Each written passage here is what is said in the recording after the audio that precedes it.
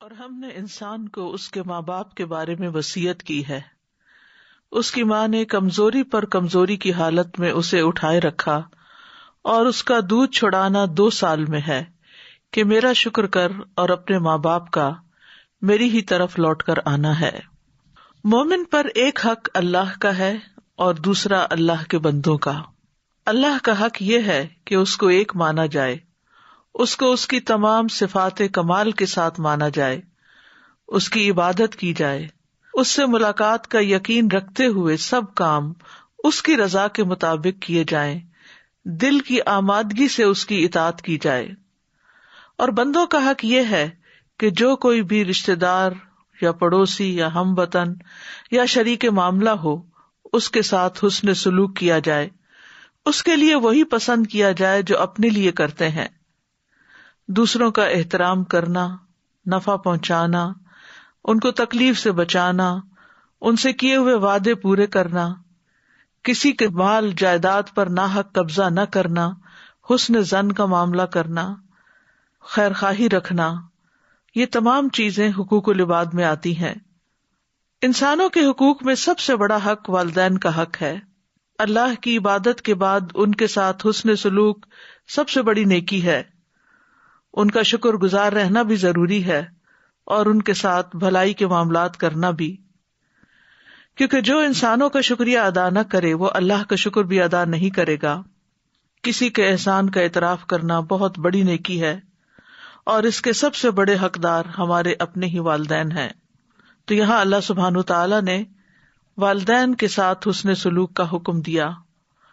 وَوَصَّيْنَا الْإِنسَانَ بِوَالِدَيْهِ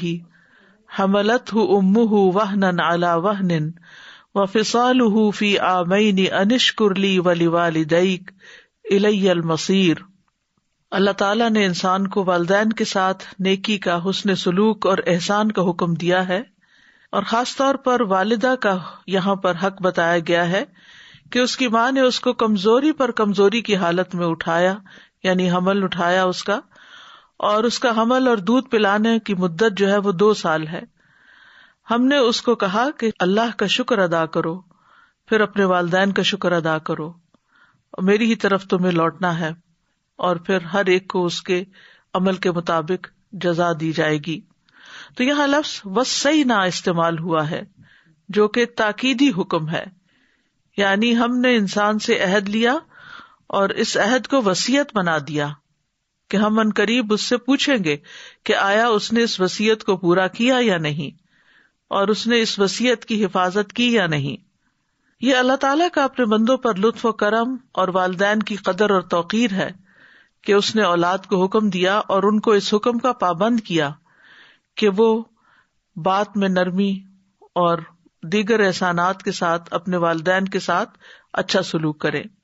یعنی نرم بات، خوشگوار گفتگو، خوبصورت کلام، اور دونوں کے لیے تواضع اور عاجزی اختیار کرے،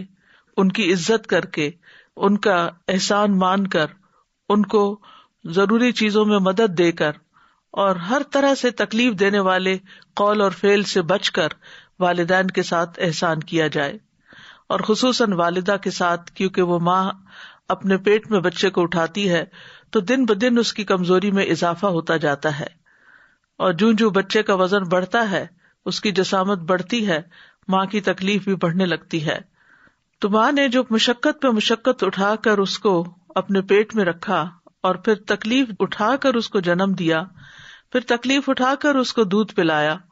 اور پھر 2 سال تک دودھ پلایا، تو یہ تمام محنت اور تمام طرح کی تکلیف جو ہے اس بات کا تقاضا کرتی ہے کہ بچے اپنی والدہ کے ساتھ احسان کا معاملہ کریں. اور پھر ماں جو بچے کی تربیت کرتی ہے، اس پر محنت مشقت کرتی ہے، دن رات اس کے لیے جاگتی ہے، دعائیں کرتی ہے، ان گنت احسانات ہیں جو والدہ اپنے بچوں کے ساتھ کرتی ہے. اس لیے والدین میں سے بھی پھر والدہ کا حق زیادہ بتایا گیا، یعنی جہاں جس کی محنت زیادہ ہو اس کا حق بھی زیادہ بنتا ہے. ابن عاشور کہتے ہیں کہ اس آیت میں ماں کے حمل کا خصوصی ذکر کیا گیا ہے، تو اس لیے ماں کے 3 درجے ہیں اور باپ کا 1 درجہ ہے، یعنی ماں کا حق باپ کے حق سے بھی زیادہ ہے، زیادہ تاکید والا ہے، کیونکہ ماں حمل اٹھاتی ہے، ماں جنم دیتی ہے، ماں دودھ پلاتی ہے، یعنی 3 ایسے کام ہیں جو باپ نہیں کرتا، یعنی باپ ان میں سے کسی کام میں شریک نہیں ہوتا، اس لیے ماں کے درجے بھی زیادہ ہیں۔ انشکر لی ولوالدیک، میرے شکر گزار بنو اور اپنے والدین کے، الی المصیر، میری ہی طرف واپسی ہے، لوٹنا میرے ہی طرف ہے۔ انشکر لی یعنی میرا شکر ادا کرو، یعنی سب سے پہلا حق تو ہم پر بہرحال ہمارے رب کا ہے جس نے ہمیں پیدا کیا، کیونکہ اللہ نے ہمیں اپنی عبادت کے لیے پیدا کیا، تو عبادت ہی کا ایک حق یہ ہے کہ اللہ تعالیٰ کے حقوق کی ادائیگی کرتے ہوئے اس کا شکر ادا کیا جائے۔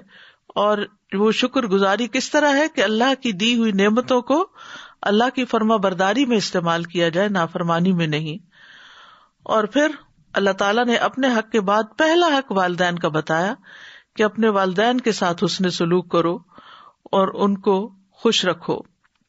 تو یہاں ہمیں ایمان کی نعمت پر اللہ کا شکر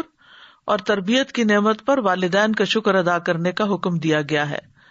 سفیان ابن عیینہ کہتے ہیں جو 5 نمازیں ادا کرتا ہے تو گویا وہ اللہ تعالیٰ کا شکر ادا کرتا ہے،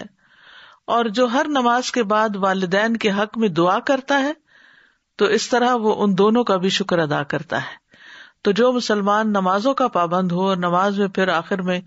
رب اجعلنی مقیم الصلاۃ ومن ذریتی ربنا وتقبل دعا ربنا اغفر لی ولوالدی، اپنے والدین کے لیے دعا کرتا ہے، اور پھر اگر اس کے بعد ہم یہ دعا بھی پڑھ لیا کریں رب ارحمہما کما ربیانی صغیرا، تو اس طرح دونوں فرائض ادا ہو جاتے ہیں۔ تو الی المصیر، میری ہی طرف تمہیں واپس لوٹنا ہے، یعنی یہ کیوں یاد دہانی کرائی گئی کہ اللہ کی طرف واپس لوٹنا ہے؟ تاکہ انسان یاد رکھے کہ اگر اس نے اس حق میں کوئی کمی کوتاہی کی تو اس کی پکڑ ہو سکتی ہے، اس سے پوچھا جائے گا۔ اس لیے اس وصیت کو ضائع نہیں کرنا چاہیے، اس حکم پر عمل کرنا چاہیے۔ جہاں تک والدین سے حسن سلوک کی اہمیت کا تعلق ہے تو اس کی ہمیں قرآن مجید میں دیگر مقامات پر بھی تاکید ملتی ہے۔ سورۃ العنکبوت میں اللہ تعالیٰ فرماتے ہیں وَوَصَّيْنَا الْإِنسَانَ بِوَالِدَيْهِ حُسْنًا وَإِنْ جَاهَدَاكَ لِتُشْرِكَ بِي مَا لَيْسَ لَكَ بِهِ عِلْمٌ فَلَا تُطِعْهُمَا إِلَيَّ مَرْجِعُكُمْ فَأُنَبِّئُكُمْ بِمَا كُنْتُمْ تَعْمَلُونَ، اور ہم نے انسان کو اپنے ماں باپ کے ساتھ بھلائی کرنے کی وصیت کی ہے، اور اگر وہ تجھ پر زور دیں کہ تو میرے ساتھ اس چیز کو شریک ٹھہرائے جس کے بارے میں تجھے کوئی علم نہیں، تو ان کا کہنا مت مان، تمہیں میری ہی طرف لوٹ کر آنا ہے، پھر میں تمہیں بتاؤں گا جو تم کیا کرتے تھے۔ تو اس سے یہ پتہ چلتا ہے کہ والدین کی اطاعت اللہ کی فرما برداری میں ہی ہے، یعنی جہاں اللہ کی نافرمانی ہو رہی ہو وہاں والدین کی اطاعت کرنا جائز نہیں۔ اللہ تعالیٰ نے اپنی عبادت کے بعد والدین سے حسن سلوک کا حکم دیا ہے۔ سورۃ النساء میں بھی آتا ہے وَاعْبُدُوا اللَّهَ وَلَا تُشْرِكُوا بِهِ شَيْئًا وَبِالْوَالِدَيْنِ إِحْسَانًا، اور اللہ کی عبادت کرو اور اس کے ساتھ کسی چیز کو شریک نہ بناؤ، اور ماں باپ کے ساتھ اچھا سلوک کرو۔ سورۃ البقرہ میں آتا ہے وَإِذْ أَخَذْنَا مِيثَاقَ بَنِي إِسْرَائِيلَ لَا تَعْبُدُونَ إِلَّا اللَّهَ وَبِالْوَالِدَيْنِ إِحْسَانًا، اور وہ وقت یاد کرو جب ہم نے بنی اسرائیل سے پختہ عہد لیا تھا کہ تم لوگ اللہ کے علاوہ کسی کی عبادت نہ کرو گے اور والدین کے ساتھ احسان کرو گے۔ تو والدین کے ساتھ احسان کرنا بہت عظیم نیکی ہے۔ عبداللہ بن مسعود کہتے ہیں ایک شخص نے نبی صلی اللہ علیہ وسلم سے پوچھا کون سا عمل سب سے افضل ہے؟ آپ نے فرمایا وقت پر نماز پڑھنا اور والدین کے ساتھ نیکی کرنا، پھر اللہ کے راستے میں جہاد کرنا۔